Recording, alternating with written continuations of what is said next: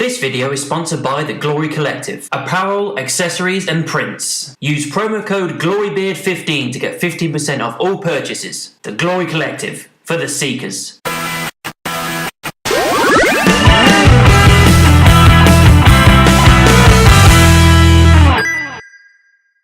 Hi guys, welcome to Beard's Eye View, and this is going to be my top 10 open world games. Yeah, I did a top 5 of this a while back. This is kind of like a Redux, but I'm going for a top 10 instead of a top 5 this time. With it being 2 years since Breath of the Wild came out, and with everything going on with Red Dead Redemption 2, I thought, yeah, why not? It's been a while and I haven't done a top 10 before, so let's get to it. Number 10.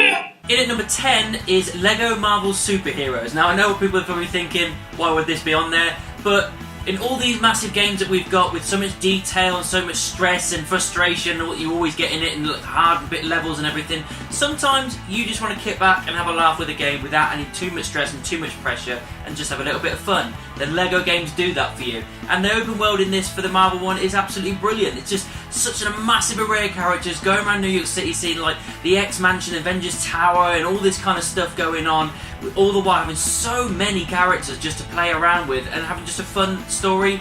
And yeah, I just think it's a fun time on a video game. Number 9. In at number 9 is Ocarina of Time, my all-time favourite game, but there is some better open world games that offer more for you, so that's why this is so far down the list. But it was kind of the pioneer of open world games, really, and you know, just having this massive open land. When you go into Hyrule Field for the first time, I mean, it's such an awesome feeling as a kid. Even now, it's still pretty great, to be honest. So there's so much to do, and it's such a nice, rich, vibrant kind of world. And yeah, that's the reason it's on it. Number 8.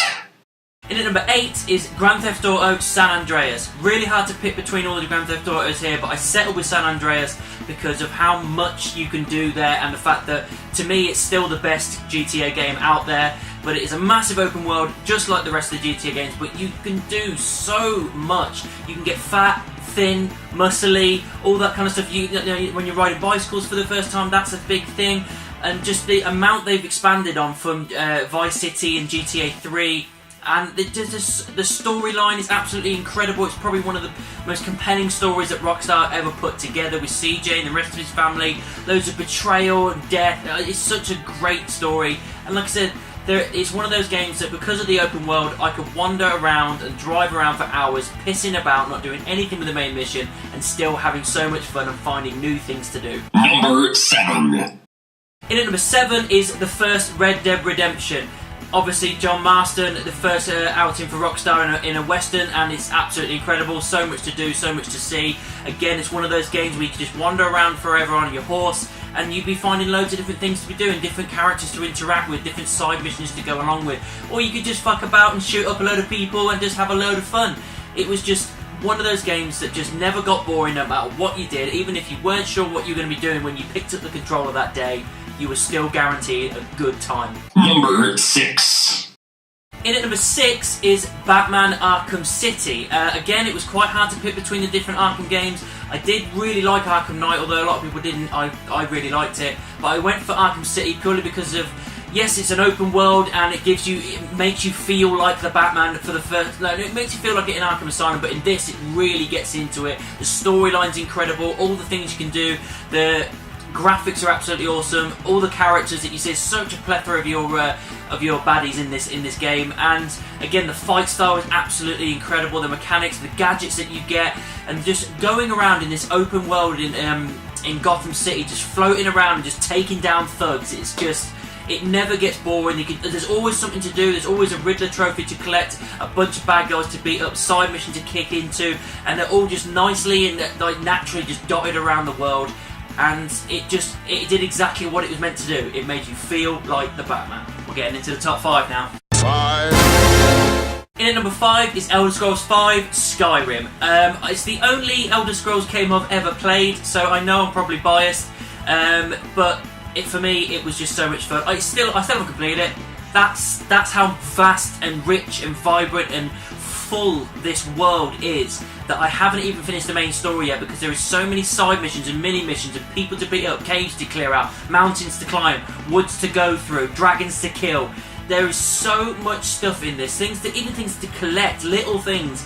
Just the detail that Bethesda put into their games is second to none. It really is, and that is the reason it's in the top 5. 4. In at number 4 is SpiderMan for the PlayStation 4, obviously exclusive. This is a recent game that I've played and finished. I've got a review, so just click the link above my head if you want to check that out. And this is did exactly for what it did for Spider-Man like it did for Batman and the Arkham games. It made you feel like the character. It made you feel like Spider-Man and Peter Parker. And it just it's the perfect setup of New York City. Just swinging through the skyline, the amount of stuff there is to do, so many side missions, the open world, the baddies to beat up, the combos with your fighting style is absolutely incredible, your different gadgets and web shooters, so much stuff to be playing around with and doing, and it never gets boring, it never gets tedious. Even swinging through the city never ever gets boring. There's so much inside this open world, and it's rich, vibrant, colourful, and all the while telling an amazing story all the way through this. And obviously I'm not going to spoil anything, but it is one of the best stories I've ever had put to a video game. Emotional, gripping, epic, and it's just second to none for comic books going into video games. It's one of the best out there. In at number 3 is Assassin's Creed 4 Black Flag. This is still awesome. I haven't played it in a while, but I think I've played it about 5 or 6 times all the way through, and there is nothing better than getting on your pirate ship with your crew and going across the Caribbean and going to different islands and different places and just shooting up, sinking ships, all the while being an assassin and going around and killing people in stealth. Just everything about that was just so much fun. Ubisoft really captured the era of the golden age of piracy so well, with all these great characters like Blackbeard and Vane, and just so much going on. It was a lot of fun. Again, the story was absolutely incredible. Really enjoyed it. Full of epic characters and epic things to do. And again, it was one of those things that just never got boring. You could just go around for hours finding loads of different things to do, and even to this day you're still finding things you haven't seen before. It's an epic game, and if you haven't picked it up already, god damn it, you need to. In at number 2 is Red Dead Redemption 2. This game, again, I've reviewed it, click the link above my head. This game is going down as one of the greatest games I've ever played in my life. The open world in this really trumps the first one by a long margin. It gives you all the stuff it gave you before, but in such better, more rich detail and sharpness. The characters are awesome. There's so much stuff for you to do out there, like robbing trains and holding up banks, all the while just wandering around this massive, absolutely monstrous open world. And the fact that it's so big that once you finish the game, you get the first map from the first game unlocked to go around shows how big this map is. It really personifies what it's like to be in the Old West, all the while having an amazing, compelling character in Arthur Morgan, one of the best characters ever put to screen as far as video games are concerned. And there's a reason why it's been given 5 stars and 10 out of 10s all over the place. It just delivers on every single thing you would want to be delivered in a video game, and this open world feel is one of the biggest parts of that. In at number 1 is The Legend of Zelda Breath of the Wild. This game, 2 years old now, as I've said at the start of the video. I've also reviewed it, so click the link above my head if you want to check that out as well. This game was incredible. And even to this day, I'm on my 3rd run of it going now, and it's one of those games that you pick up and you play, and yeah, the storyline is fun, but it isn't the main focus of it. The main focus of this game is the exploration, the sheer vastness of the game, and what you can do and where you can go and what you can pick up. All the Korok seeds you can pick up, all the shrines you can do. There's over 120 shrines. You've got the 4 beasts that you need to take on as well. You've got so many characters to interact with, and and it's also the fact that you've got so many weapons to take on as well, and they all break. So you have to be careful. You have to think about things and everything, because if you don't, your swords and your weapons will break, and you'll die if you're going up against a big baddie. And it makes you think. It doesn't kind of cushion you in any way. It just makes you go, right, here's the open world. If you're not on your game, you are going to die. And they absolutely make it feel like a real world. Again, it never gets boring. Everything it does absolutely perfectly. It's rich, vibrant, colourful.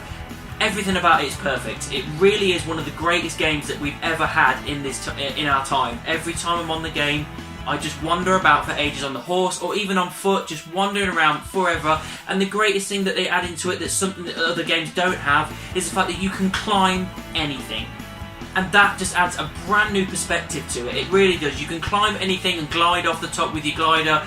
That just opens it up so much more, makes it look so much more bigger and vast, and you can see things like at a different point and just think there's a mountain, I'm going for that. And they just absolutely nail it. They nail what it means to be an open world game, and that is why it's at my #1 spot. So that's my top 10 open world games. What are your favourite open world games? Let me know down in the comments or send me an email. You can also find me in the various social media, Facebook, Twitter, Instagram, Tumblr, MeWe and Amino. Just type in Beard's Eye View anyway, and I'm sure you'll find me. And don't forget to like, subscribe and share my videos. And I'll see you soon.